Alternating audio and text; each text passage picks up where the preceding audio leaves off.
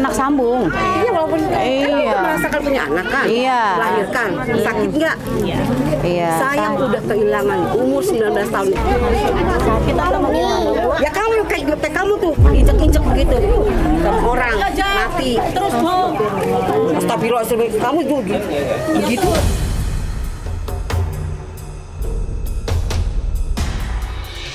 Assalamualaikum warahmatullahi wabarakatuh. Nah, oke guys, jadi kita kedatangan tamu yaitu ibunda dari bisa dilihat dari video sebelumnya bahwa dari ceritanya adalah yang dianiaya sama ibu tirinya. Jadi itu adalah anak yang sempat viral karena dianiaya oleh ibu sambungnya, dipukul dan dicubitin. Nah, sekarang tinggal sama kita dan keadaannya sudah makin membaik. Dan sekarang ibu sama papahnya datang ke tempat kita untuk menjenguk keadaan.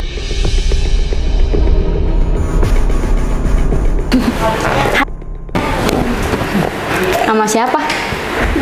Sama Mami. Makan apa? Seneng nggak ditengokin Mami? Iya. Seneng? Kangen sama Mami. Kangen sama Mami. Emang biasanya sama Mami ngapain? Biasanya kalau di rumah ngapain sama Mami? Suka ini di rumah, suka sholat bareng. Suka sholat bareng. Insya Allah. Sayang Mami ya? Enak? Laper ya? Habis berenang. Jadi lapar. Dari tadi kita habis berenang bareng-bareng sama Naila, sama Arsila. Ya, happy? Happy. Alhamdulillah banget. Bilang mantap. Suka banget biskuitnya ya. Ini Mami yang beli. Iya, dibawain tadi di tempat gaji, Mami dibawain biskuit. Terus kan kakak kebetulan. Jadi gimana Bu kebiasaan? Sebenarnya di rumah tuh seperti apa? Ya kalau di rumah ya kayak anak biasa sih sebenarnya ya. Misalnya dibilang ya karya itu aja sih. Misal kalau di itu masih kurang apa belum sinkron gitu. Kalau apa dia pikir udahlah Mami marah habis itu udah gitu. Biasa kita kan kalau udah marah udah kita maafan lagi ketika sholat, kita maafin Mami ya, maafin juga ya Mami. Jadi ya kita kan nanti janji ya nggak ulang lagi ya nak, iya Mami. Kan Mami lagi sakit gitu. Kakak nggak kasihan sama Mami. Terus kalau misalnya ya dia nggak diajarin emang agak-agak lama sampainya ya. Tipikal saya tuh emang ngedidik anak itu Keras. Ya termasuk keras, tertib gitu maunya, kepingin tak gitu. Karena kenapa saya pikir saya umur saya belum tentu bisa mendampingin dia nanti sampai besar, takut pendek umur. Setidaknya dari sedini mungkin saya sudah bekalin dia arti bagaimana disiplin, menjaga kebersihan lingkungan rumah, cara kita beretika sopan santun dengan siapapun, dengan orang lebih tua, dengan adiknya gitu kan, dengan orang lain sekitar. Itu yang selalu saya terapin gitu, sama ini ataupun sama kakak-kakaknya juga. Jadi tidak ada beda.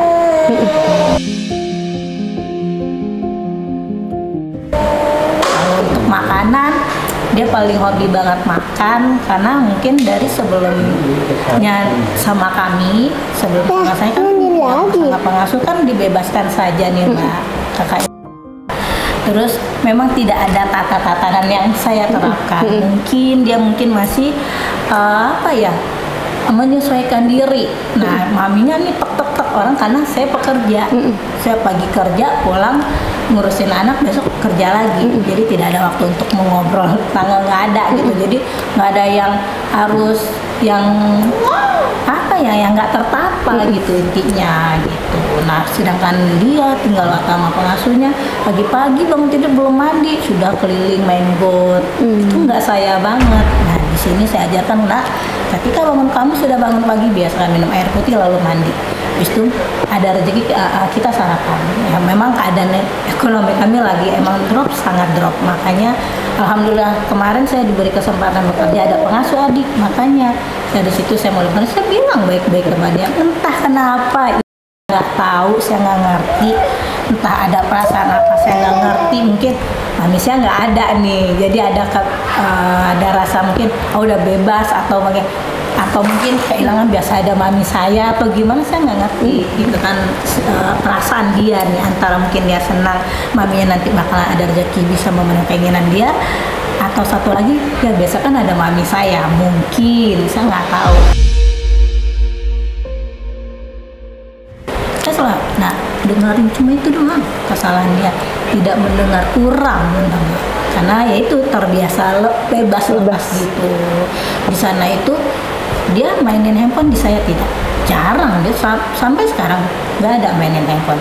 Saya lebih edukasi, lebih mainan, belajar, mengaji, sholat, istirahat, bermain, udah.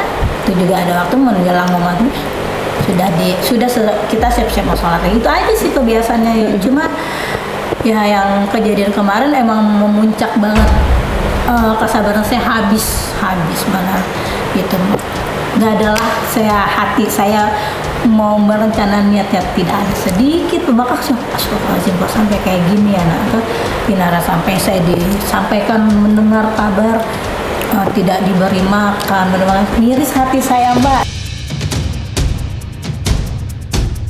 Jadi sempat cerita sama kita kalau dia ikut nonton Air Mata di Ujung Sejadah. Betul. Tapi dia ngomong sama uncle-nya. Iya. Dinara pergi sama siapa? Sama uncle. Sama siapa lagi? Sudah sama uncle aja.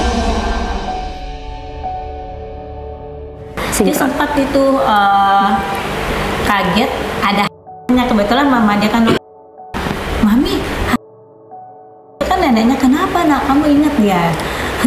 Mama kamu, iya mama aku yang mau aku. Aku bilang nggak usah, kan udah mama nih sekarang itu. Nah udah, penting kakak sayang kekingin aku, yang penting kakak ini ya nurut sama mami ya nak, ya aku bilang gitu.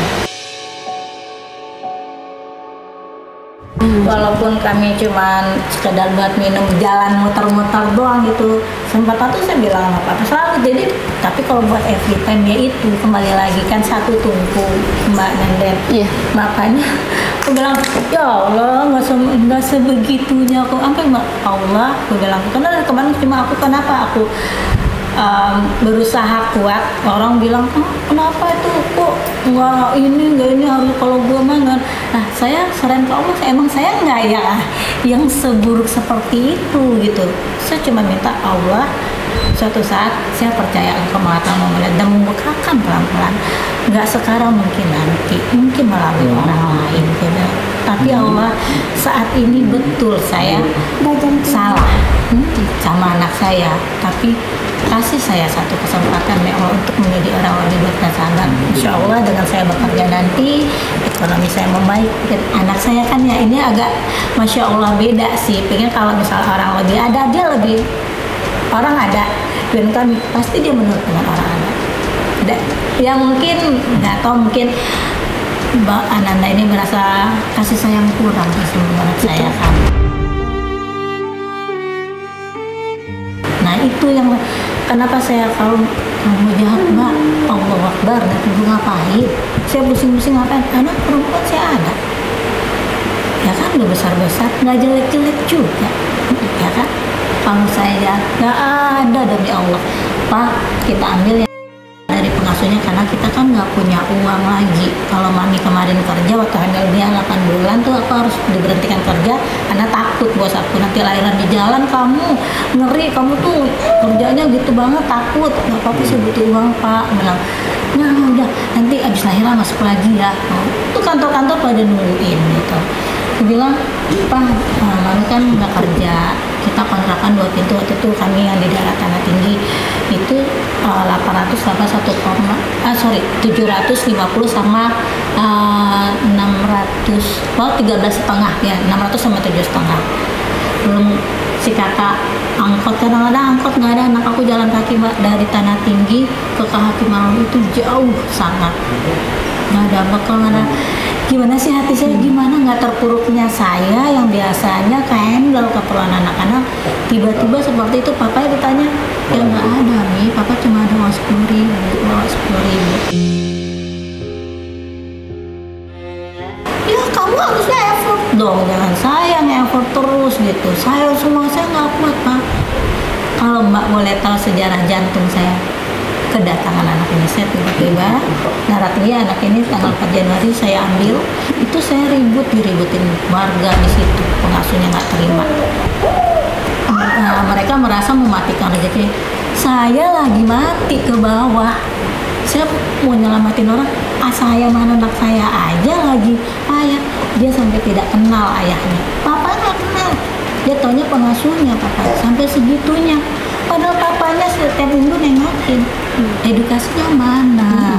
Intinya anak ini salah dipegang dulu. Ketemu saya yang modelnya perfect, gitu. Mungkin ya pelajaran sih sangat buat saya. Anak saya tipikal mungkin penurut, mengerti. Mungkin anak ini karena itu jujur. Saya bingung ibu kandungnya sampai setega itu, cuma ya udah Allah titipkan anak saya, anak saya gitu. Cuma itu mungkin saya lebih ekstra. Karena kemarin saya bilang udah senang Pak Mami udah bisa kerja, kita nata lagi ya Pak ekonomi kita jangan sampai anak-anak nggak makan, nggak jajan sekolah gitu, sampai susu baby. Saya harus ngutang ke sana ke sini, saya harus pinjam ini, saya bekerja membayar, jujur mak, buat membayar utang yang kami makan hari-hari, sama buat kontrakan yang di Tanah Tinggi itu kami enggak sama tahu. Tapi saya harus berhenti bekerja saat ini dengan kejadian ini. Ya. Saya percaya di balik kesusahan pasti Allah kasih kado indah nanti. Saya nggak pernah tahu apa gitu. Itu kalau sebenarnya gimana ya, nice tapi ya gitu, kalau ketika ada dibela dia agak besar kepala, itu yang saya harus bimbing. Kakak tetap jadi anak baik, Mami mau jadi kakak anak baik, tetap rendah hati, tetap sopan santun harus. Saya harus selalu pesan, karena dia mungkin baru berapa hari ketika kita ngomong orang tua dia suka gitu. Terus kalau makan orang dilihatin seperti tidak, itu kalau orang luar lihat itu ibu gimana sih ngajarin anak kan gitu, kita lagi mbak ya kan. Nanti saya ibu sambungnya salah, semuanya salah, nggak ada yang kenal orang. Ketika anak kita pesan dikit bersikap tidak baik, gimana sih ibunya nggak sopan, itu loh yang saya hindari. Sharing lah sama beliau tadi tuh Bu Haji, Pak Haji, saya sudah menjalani untuk prosesnya. Saya tinggal tunggu dari Komnas, ini psikolog ini belum mengabari saya. Hari ini saya mungkin kerja Bu Haji, saya jaga baby Sky juga kontraksi, aku bilang gitu. Mungkin sementara saya harus berhenti sementara sampai ini selesai, mulai ini selesai baik-baik Bu Haji. Jangan sampai kesian anak-anaknya Bu Haji. Ini sih cuma itu aja sih kesalahan ketika, kalau Mami nggak ada aku bebas kayak gitu. Nah sekarang iya mami, kadang kalau tidur siang habis itu nggak ada Mami dia kabur, katanya kayak gitu. Aku pikir sama papa nih, Pak mungkin ketika nanti Mami bekerja mungkin kita taruh ke Bu Haji aja, nanti kan di situ Bu Haji bisa ngajarin ngaji gitu kan. Nah, beliau kan ada di aula di belakang, di atas tuh di lantai 2. Nanti kebetulan juga ada anak-anak yang ini juga kan beliau tampung di situ. Nah biarin deh tuh, saya lebih baik jangan di dalam ini, di dalam itu menurut saya lingkungan itu tuh ngeri sekarang. Ya kita bisa ambil sisi baik dan kita buanglah sisi buruknya, karena seburuk-buruknya manusia pasti ada baiknya, sebaik-baiknya manusia pasti ada buruknya. Jadi saat ini sama kita dulu ya Bu, karena mungkin dia masih nyaman sama kita. Nanti pun kalau misalnya dia udah kangen sama keluarganya, pasti dia akan minta pulang.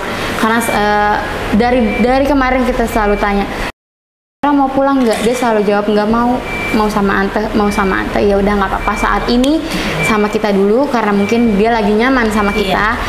Nanti pun kalau ya dia pasti ngerasa keluarganya ya tetap keluarganya dia, tetap dia selalu ceritain keluarganya dia. Anak baik saya. Ya kalau anak salah ya emang harus Kita harus itu. dari sedini mungkin kan Mbak harus dikasih tahu. Kalau nggak apa lagi. Mbak. Benar. Kalau udah besar Karena dia susah. umur sini lagi golden age-nya dia. Betul, dia nyerap mungkin dengan mungkin stepnya saya harus lebih slowly mungkin atau sekali harus lebih Iya, kencang iya, karena betul. kemarin juga sempat sharing sama Dera, sama Uncle kan, sharing sama beliau.